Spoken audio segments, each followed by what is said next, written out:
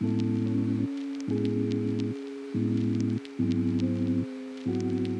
my name is Abigail or Abby, and on this channel I talk about books, things that make me happy, and things that I'm passionate about, which presently is books. So, just books. This is one of my favorite videos to watch all year. I love like a short recap.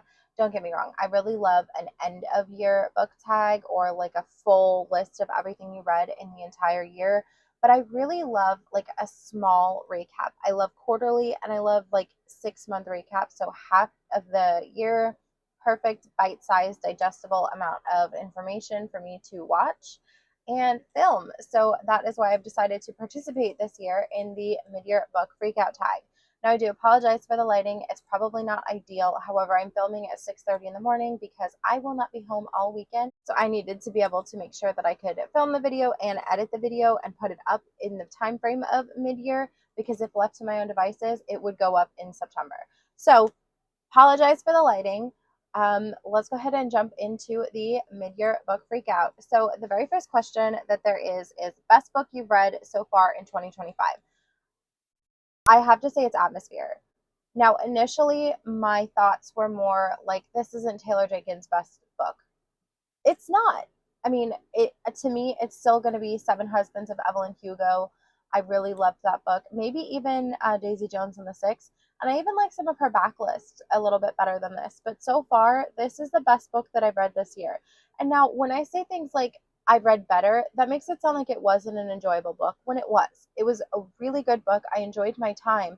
But my biggest downfall in life is constantly comparing a book to another book. And when you compare this to Seven Husbands or even Daisy Jones, in my head presently, it doesn't, it's maybe in there, like the third one, but it's not that one. And so I did a whole vlog on this, and it sounds like I have a low opinion of this book, and I'd like to go ahead and correct it. This was a solid 4-star book for me. Like, it could have even been a 5 if maybe we had like a little bit more at the end, just a little bit more. But this is a very good book, and it is definitely my favorite of the year. Atmosphere by Taylor Jenkins Reid is about Jane, and she's going to be one of the first women in space. And one of the taglines of it is like, it's a love story. So I don't feel like it's too much of a spoiler for me to tell you that it is about two women falling in love at a time when women, it was looked down upon for women to fall in love. It was like other, very other. But I enjoyed this book a whole lot, and I do love the space aspects. That was some of my favorite parts, and it makes me wonder if like maybe I like science fiction. I really enjoyed the sciencey parts of this, and I tend to really enjoy whatever Taylor Jenkins Reid brings into her books. I mean, cite Carrie Soto, didn't give a shit about tennis. All of a sudden, Carrie Soto is my favorite tennis player. Like, I can't help it. And I've always had like a small enjoyment of space. And in this vlog, I actually used the back portion, which has like some space stuff to look at, some stargazing to do. I really enjoyed my time doing that. And I do wonder, like, do I like space? Do I like science fiction-y things? Like, is this an interest that I should explore further in books? And I think we should really thank Taylor Jenkins Reid's Atmosphere for that. So for question 2, it is the best sequel you've read so far in 2025. Now, I'm not sure if this counts. I'm not sure if any of the things that I've selected to show you count. However, this is currently what I have that I would deem the best sequel of 2025. So I have 3 to show you, and there are going to be potentially arguments that does it really count if it is a series of standalones, but I argue that it does. So let's talk about it. Reckless is the 4th book in the Chestnut Spring series by Elsie Silver. This was by far my favorite to read. Normally, people don't really like some of the tropes in this book, but it worked for me. I really enjoyed it. I enjoyed it quite a bit. Probably because one of these is my like trash trope. Like, I know that most people hate it, but like I like it, and that is accidental pregnancy.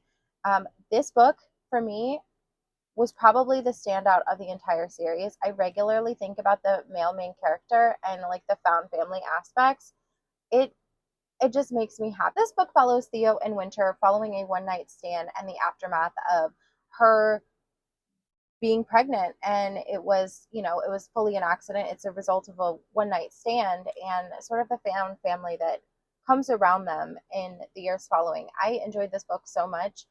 I wouldn't say this is a tough one, because while you can argue that it's a series of standalones, I would argue that you really need the foundation of the four books prior, or at least the first book, to be able to love this book or enjoy this book at all, because it does follow characters that we meet in book one. This female main character is the sister of the main female character from book one, which was Flawless, and it is also the sort of protege of the mailman character from book one. If you like cowboy romance and you don't mind adding 5 books to your TBR, definitely pick this one up. I don't really think that anyone hasn't at this point. I think that most people who've read Elsie Silver, or who are going to read Elsie Silver, may have already picked her up, or may already be on, like, paying attention to this. It may already be on their radar. But I really loved it, and I can't wait to read the 4 books that follow it, the Wild series. So Wild and Wrangled is the 4th book in the Blue Rebel Ranch series. I think that's what it's called. I really, really enjoyed this entire series. But this book specifically pulls on my heartstrings quite a bit, because it is about Dusty and Camille, and they were former lovers. They were, you know, high school sweethearts. Ultimately, their sweet high school romance ended, and it's sort of them coming back together, getting to know themselves, getting to know each other again. And this book was such a bittersweet book for me. Like, it was so good, but it hurt. Like, it physically hurt my chest to read some of these back and forths, because this book is told in present and past, and the past is just, it makes your heart ache. And this is I don't know if it touches me specifically because it feels like something I've been through, or if it's just a phenomenal book. But isn't that what makes, you know, your opinions differ from other people, as personal experiences and personal preferences? So I'm okay saying that this book might have touched me specifically because of my past. And that fits really well with the theme of this book, this past present push pull, will they, won't they, again. It's very good. Very good. I really enjoyed it. I would argue, once again, that you have to read the other 3 books in the series, which is Done and Dusted, Lost and Lassoed, and the 3rd one by Lila Sage. Anyways, this was a really, really good book. I highly recommend it if, once again, you would like to add 3 additional books to your TBR. And then the final book for this category is Scythe and Sparrow. I feel this is more connected than the other 2, but it's, well, I mean, it's still interconnected. Like, I do believe that you have to read the first 2, but you could probably get away with not reading them, but I definitely would. This is Scythe and Sparrow. This is the 3rd book in the Ruinous Love trilogy. This is about Doc, whose name is Fionn, and Rose, and it is told over several years. And I mean, at least that's what I think it's told over. It could be told over a couple years. I'm not sure. It's told over an amount of time. I listened to this one on audio, okay? Leave me alone. I didn't have it to look at physically at the time. I was listening in my car. But I really enjoyed it. I feel like part of what makes this book so good and worthy of this list is that I haven't read very many sequels other than those 2. And also, it was just a good book. Like, if I had to argue the trilogy stacked up on top of each other, which one I would say is the best, it would probably be Butcher and Blackboard, but this is a close, very close second. I also read Leather and Lark this year, and it didn't make this list. Do with that what you will. I wish there was more that I could say about this book, but because it is so interconnected and told during the time that you would be reading Butcher and Blackbird, and also Leather and Lark, there's not much I can say other than there's like a raccoon called Barbara, and she's a motorcycle badass, and he's a doctor with a dark side. That's really all I can tell you. The 3rd question on this tag is, what is a new release that you haven't read yet but you want to? And one is going to be Till Summer Do Us Part by Megan Quinn. I think this book is actually stunning. I actually own multiple copies of this book just because it is so stunning. It works out because I'm going to see my sister this weekend, and we're both going to have a copy. But it's a What is it? I don't know, because I don't really enjoy knowing a whole lot about my books before I get into them. But basically, there is a girl who all of the men at the company she starts working for are married, and she wanted to basically fit in. So she tells her boss that she's also married, but they're like low key on the rocks. So they end up doing like a therapy weekend, I guess. Maybe I'm not sure how long it is, but I don't care. I'm excited for this. It's giving summer. It's giving all of the things that I want to experience right now here in the summer, middle of the year. And then the second book, I don't have a physical copy yet. It is Strange Houses. This book is going to be like, it's horror, but it's got a lot of pictures in it, and I really enjoy mixed media a lot. It's supposed to be like houses that are like haunted and stuff like that, and like just like visually strange things, and I'm really excited. I also want to pick up Strange Pictures, which I just recently downloaded on my Kindle. They had it for like 99 cents. It was on sale or something like that, or like $1.99, and I used some credits or whatever. The point is, I'm excited about this author. I've never read anything by them before, but Strange Houses feels like it's right up my alley, and there is a readathon coming up that this fits perfectly into, so I'm excited to pick that one up. Question number 4 is your most anticipated for the second half of the year. So I have Taurus Season, which is by Bryn Weaver, actually, by this author. And the other book is called Soul Searching, which is by this author. And the reason that I would say that these books are on my radar is because of these books. So it kind of fits together. I really appreciated that. So Soul Searching, I know that it's supposed to be like a little paranormal.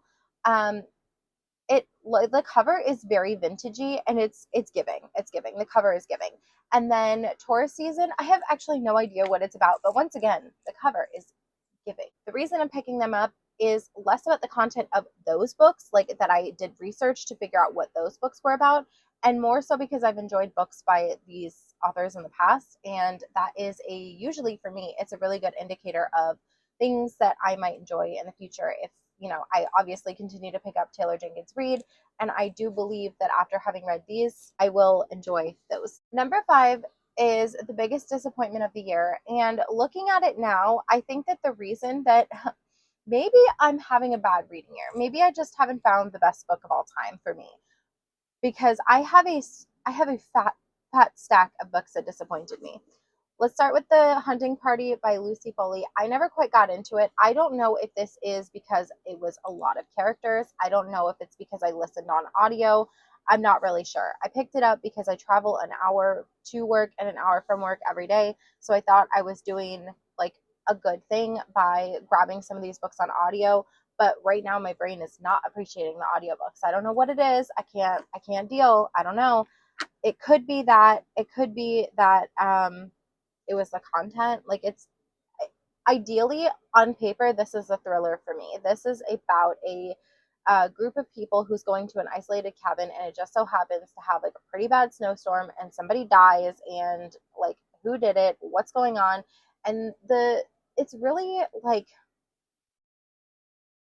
I don't know that I necessarily predicted what was going to happen from page 1, but it was also very convenient. Now, I read this in like March. I don't recall anything from it other than who did it. And I didn't enjoy my time, really. I think I got this one on Libby or Hoopla. It might have been Hoopla. I got this audio on Hoopla, and it could also be that Hoopla's audiobook format kind of sucks because it's like an entire straight track. Like, there's no chapters. It doesn't differentiate like that. It could be that. But this book, Daisy Darker, was set up to be a really good book for me because Daisy Darker is told in like sort of a countdown format, which I really love. Like, it was told like 6 p.m., 12 hours till low tide, and then there's a storm, and then people start dying one by one, like, and there's poems and stuff that are stories that are written on the wall, and names are crossed off, and these people are dying, and arguably this should have been a really, really good book for me. But without spoiling it, I can't really tell you why I didn't like it. I got them both on Hoopla, and I really do think that it might be the Hoopla format of audiobook, because both of these books, I ended up almost having to renew my hold on them. So I'm not sure what that says about me, because usually I ingest thrillers like 1 or 2 days max. Like I usually take a thriller and live in that thriller for about a day. I don't usually extend my time like this. Now, again, my usual format of reading thrillers is physically. Maybe audiobook was not the way to go for these books. Maybe that's just something that I, screwed myself on. But either way, those books were just not it for me. And then another book that I was disappointed by was If We Ever Meet Again. I listened to this on Hoopla Audio. There might be a theme here. We might have a theme. I listened to this on Hoopla Audio. I have the physical copy. Once again, I was just trying to do myself a favor and occupy myself for an hour in the morning and an hour in the evening. It was Sprayed Edges. I bought it because it was pretty and because I had read a couple Anna Huangs before and enjoyed them. I didn't like this. Now, I know that there is a second part to the story, and I think maybe had I read the second book right away, I might feel a little differently. But once again, just like the other two, I almost had to extend my Hoopla hold on it. And, I don't know what that says. I really don't know what that says. If that's like a Hoopla thing, if that's an Abigail thing, if that's a these books just weren't for me thing, and it's a convenience. It's just a little convenient that all of them I read on Hoopla. I'm not sure. So this book is ultimately about a group of college friends, and Farah, and they're in Shanghai, and Farah is the female main character, and Blake is the male main character, and it's like the first portion is them getting together. The second portion is like the dissolvement of their relationship, and that is not really a spoiler because we actually start out. Prologue is them breaking up, and then the last chapter is them breaking up. So you know exactly what you're getting into when you start, and I guess I expected that to be like a hint, like a little foreshadow, like, yeah, they're gonna break up, but every romance book has like a third act breakup. So I wasn't really too concerned until, I mean, like I said, there's a whole second book that follows the same character. So maybe they will meet again. I don't know. And then the next couple books, I read this one physically. This is Mr. Magic. This has been my most disappointing because I had looked forward to this since last year, forgot about it, and then re-remembered it, and then I just didn't love it. It's mixed media, which should have been a bonus, and it was. When I was reading the portions that were not the story, I was having a significantly better time, which goes to tell you that the book content itself was subpar, and the mixed media was the saving grace. This was a 2-star book for me. This book is it's about a child TV show, but is it a child TV show? Because no footage of this show exists anywhere. Just a collective memory of like the millennials version of Barney, basically. It's like a show for kids. There's moral lessons. It's a group of kids and like one adult, but is it an adult? Is it a person? Is it human? I don't know. We still don't really know. I mean, I kind of know. Next, I have The Infinite Fates. This book, until the last, last couple scenes. Basically, I'm looking back now. The first 300-ish pages were phenomenal. This could have been a 10-star book for me, and that is very rare because I have very few 5-star books. So how am I going to give a 10-star? And then we lost it with the last 50 pages. I would have preferred it if it was literally anything else. I don't know. I don't know. So this book is about basically two people who find each other in every life, and we get to read the present day, and then we get little sections of before. So you have the prologue starts in 700 or several hundred years ago. Then you have a section from 2004, and then you have a section from 2022, which is our present. and then you'll have like another Russia 1986 thrown in there, and then we'll go back to Wales 2022, and then we'll spend a little bit of time there, and then we'll go to Nauru 1968. I really enjoyed this book, and until the last like 50 pages, it just wasn't for me. This felt like it really should have been literally anything else. Final book that disappointed me this year is House at the Bottom of the Lake by Josh Malerman. The reason I was disappointed by this is because this book I have seen everyone read. Everyone's talked about it. Now, granted, everyone was talking about it like several years ago, and I bought it several years ago, but I didn't read it because I was a little frightened by the hype. So once the hype died down, I picked it up. And this is very short. This is incredibly short. It's like just over 100 pages. I think it's like 117 pages from start to finish. Let me see. Yep, it sure is 116 pages. Very short. The writing is fine.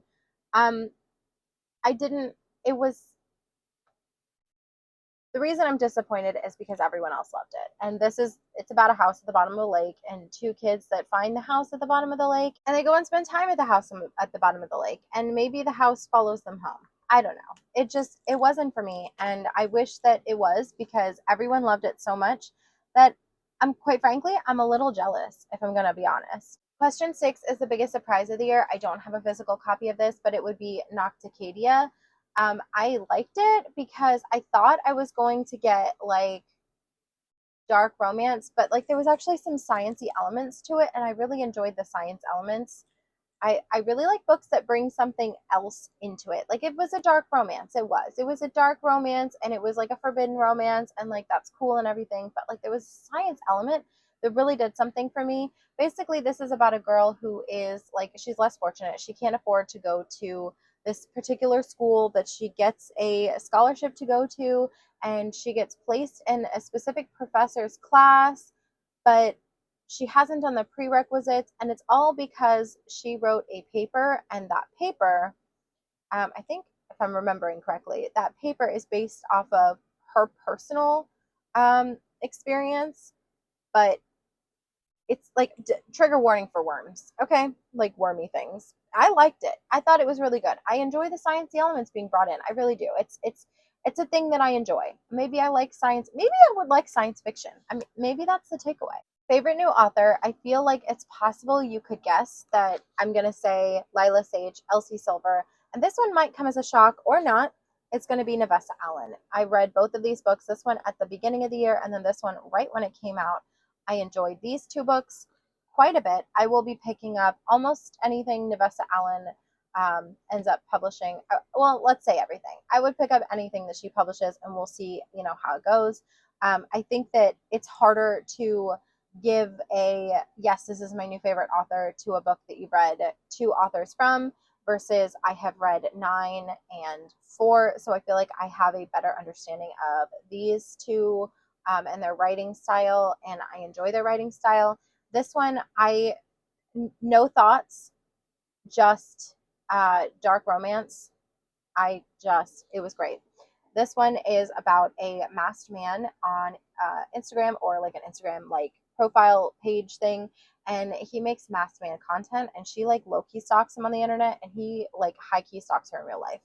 And this one is the sequel to this one, so I don't think you should read this one without having read this one. But this one is about Junior, which is Allie, the main female character from this book's cousin, and a girl that he is also kind of stalking, but it's a girl from his past. So it's like, it's not internet stalking. It's fine. It's like ex-lover stalking, which is fine. Question 8 is your newest fictional crush, and I'm going to go ahead and pull Theo from Reckless. I really enjoyed Theo and his sort of watching him become a dad. It was incredible. And then we're going to go back to Dusty. Are you going to be tired of me holding up these books? I am. Dusty is he is everything. Like, these two, like, if you could combine some of the aspects of Theo and some of the aspects of Dusty and make one dude, like, perfect man. So the next question is new favorite character, and I think it's going to be Lark from Leather and Lark, Despite this not being my favorite of the trilogy, Lark is definitely my favorite female main character of the trilogy, and possibly of at least this year. I really also liked Willa, which was from one of Elsie Silver's books. I couldn't remember which one, so I didn't really bother to bring it out, but I really enjoyed that book quite a fair bit. Mostly I just enjoy like badass women and who do bad things and for good reasons, and who are spunky and who take no shit. I feel like those are my favorite types of female characters. So I feel like Lark encompasses that, and so does Willa. Not necessarily the bad things part, but like the other stuff. She's definitely a badass. The next question is a book that made you cry, and I'm going to give you 3 because I don't think that the first one counts. So the first one I'm going to mention is Song of Achilles. I read this for the 4th time this year. I tabbed it, first time annotating anything ever. This book makes me cry every time. Now, I did get a tattoo based on this book this year, so maybe I just felt like I needed to mention it. I actually got it like 2 weeks ago. And then the other 2 books that I'll mention, just so that I have something else on the list that actually counts, because that's technically a reread, is Wild and Wrangled. I don't think I full on sobbed with this one, but I definitely teared up at points. And then same thing for Atmosphere. Now, if you don't know what Song of Achilles is, it's about Achilles and Patroclus and their love story. I don't know. It's just, it just, I don't have words. This is my favorite book of all time. And at the risk of being a basic girl with that opinion, it is my favorite book of all time. I don't go more than a day without thinking about something from this book. It is, if I gave more than 5 stars, this would be a more than 5 star for me. Question number 11 is a book that made you happy. Kicking my feet. This was just like, have you ever read a book and you're just like internally squealing? Because this is that. Like, it's something more than just like a regular sweet romance. And it's just squealing, kicking my feet, like having trouble driving while listening to these, because I listen to them on audio. So, I mean, I just feel like if you're okay with a little bit of darkness in your romance, these are really good. Also, if you enjoyed Butcher and the Blackbird, this is like, if you completed that series and you're like, what do I read next? You read these. Question number 12 asks about a bookish adaptation that I've watched this year. Unfortunately, I have not watched any. Sorry, can't answer that one. And then number 13 is the most beautiful book that you bought this year, and I have a nasty little stack to show you. So I have Blood of Hercules. This is gorgeous. It's gold. Like, this is beautiful. The end pages are beautiful. The front is beautiful. It's beautiful. This was fully a special edition. Have to buy it right now while it still is a special edition. I do have the second one on pre-order. I have not read this. And then next we have Shield and Sparrow. Stunning, gorgeous, amazing. Cover is beautiful. The sprayed edges are gorgeous, and the cover pages, or the end pages, are gorgeous. Like, this is just a gorgeous book. Haven't read it. Next up is this is Full Moon Rising. This is a full-on cover buy. It's just stunning. This is by Ruby Dixon. This is the author of Ice Planet Barbarian, so I'm not sure what that says about me as a person that I read the first one, but I sure did. This is a beautiful, stunning book. This is about like a bowl or something. I don't know. It's a cover buy. This one, I don't know what it's about. It was cover buy. I think I do know something about it. Yeah, they're Gods and Mercy, something like that. I don't know. Beautiful cover buy. People were talking about it. It seemed interesting. It says being a sparrow isn't a trap. Isn't an honor. It's a trap. Blood of Hercules. I love Greek retellings. Hercules. That's all you needed to say. And then finally, my cover buy, Hooked. This is a special edition of Hooked by Emily McIntyre. This is a like sort of loose retelling of Peter Pan, I think, or is it just Hook? I'm not sure. Haven't read it, but it's stunning. Now, question number 14. What books do you need to read by the end of this year? Well, these 4, because they were full-blown cover buys, and I haven't read them, and that's gross. That's really gross. So, and also, Till Summer Do Us Part, because once again, a cover buy, it's fine. And the final question is your favorite video that you made this year. And now with my poll of videos being smaller, I think that it's pretty, it's hard to choose which one of the 2 that I've created this year. But I would say probably Atmosphere is one of my favorites. I really enjoyed, like, I was just stargazing. I went like little shopping spree. I was in a cool part of town when I did that one. So that was cool. And then arguably my favorite video that I've ever created ever in my entire existence is going to be the Bookish tattoo, because that was an experience. That one should be going up shortly.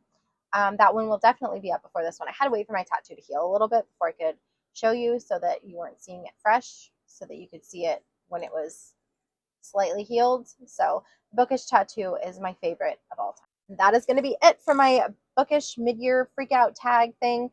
I have a bunch of books that I need to clean up. It is now 7 o'clock in the morning. I actually started filming at 6:30, not 6. My apologies. It is 7:13.